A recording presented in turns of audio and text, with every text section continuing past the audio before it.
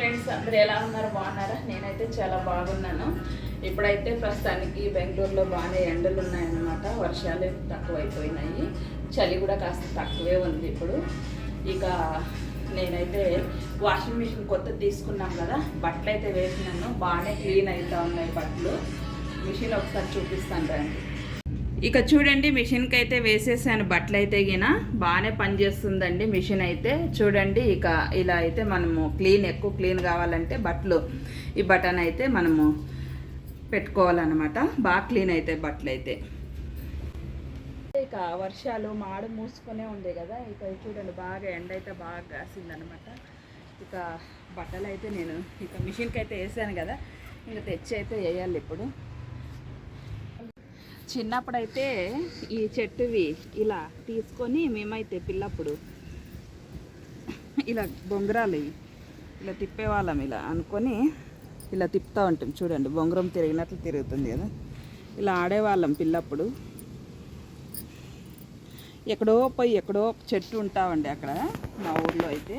ఎక్కడో పోయి మేము తీసుకొని వచ్చి ఇలా ఆడుతూ ఉంటుంది. ఇప్పుడైతే ఇక్కడే ఇంటి పైనే ఉన్నాయి, ఇంటి దగ్గరలోనే ఉన్నాయి. చూడండి, మేడ మీదకి ఎక్కితే బాగా అందుతాయి ఇవైతే. ఈ గాలి కూడా మంచిదంటండి, నీలగిరి చెట్ల గాలి తగిలినా కూడా చాలా మంచిది అంటారు. అస్తమా ఉండే వాళ్ళకి, అలర్జీ ఉండే వాళ్ళకి చాలా మంచిది కదా. ఆవిరి కూడా పట్టిస్తారు. ఈ ఆకు బాగా ఉడకబెట్టి రాళ్ళు కూడా బాగా అగ్గిలో బాగా మంట పెట్టి అవి వేడైన తర్వాత ఆ నీళ్ళల్లో వేస్తే ఆవిరి తీసుకుంటే జలుబు కూడా తగ్గుతుంది అని అంటారు కదా పెద్దవాళ్ళు.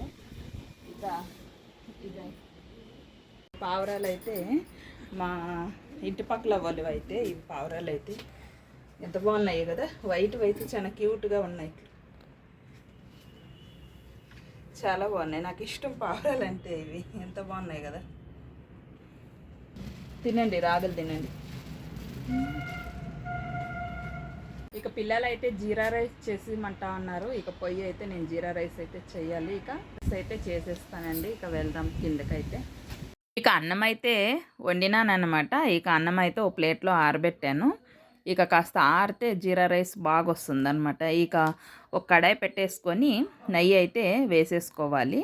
వేసేసుకొని బిర్యానీ దినుసులు కూడా వేసేస్తే టేస్ట్ బాగుంటుంది జీరా రైస్ అయితే. ఇక అలాగే జీలకర్ర కాస్త ఎక్కువగా వేసుకోవాలి. ఇక పచ్చిమిర్చి చీలికలు కూడా వేసేసుకోవాలి. ఇక అలాగే గోడంబి కూడా వేసేసుకుంటే టేస్ట్ బాగుంటుంది జీరా రైసు. గోడంబి కాస్త అలా కలర్ వచ్చిన తర్వాత మనము అల్లం వెల్లుల్లి పేస్ట్ అయితే వేసేసుకోవాలి. ఇక తగినంత సాల్ట్ వేసేసుకొని ఒకసారి బాగా కలిపేసుకోండి. జీరా రైస్ అంటే మా అమ్మాయికి చాలా ఇష్టము. స్కూల్లో అప్పుడు పిల్లల్ని పిలుచుకొని వెళ్తారు కదా స్టూరు, అప్పుడు అయితే పెట్టిండ్రంట పిల్లలకి జీరా రైసు, టమాటో రైసు అలా. అందుకనే మా అమ్మాయికి జీరా రైస్ చాలా ఇష్టము. ఇక అప్పుడప్పుడు ఇలా అడిగి చేయించుకుంటుందన్నమాట అమ్మ రైస్ చేసి, జీరా రైస్ అని. ఇక పిల్లలకి ఇష్టమైంది చేసిస్తే మనకు కూడా సంతోషమే కదా వాళ్ళు తింటే. చూడండి ఎంత తొందరగా అయిపోయింది కదా జీరా రైస్ కూడా. ఇక టేస్ట్ కూడా అలానే ఉంటుంది, చాలా అంటే చాలా బాగుంటుంది.